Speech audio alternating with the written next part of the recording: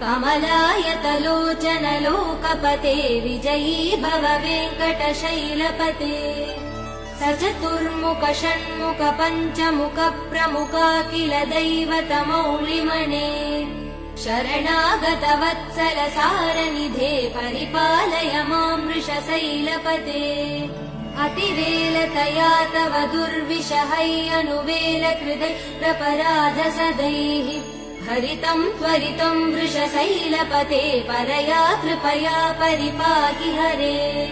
अधिवेङ्कटशैलमुदारमते जनताभिमतादिकदानरतात् परदेवदया गदितान् निगमै कमलादयितान् परं कलये कलवेणुरवा वसगोपवधू शतकोटिवृतात् स्मरकोटिसमात् प्रतिवल्लविकाभिमदात् सुखदात् वसुदेव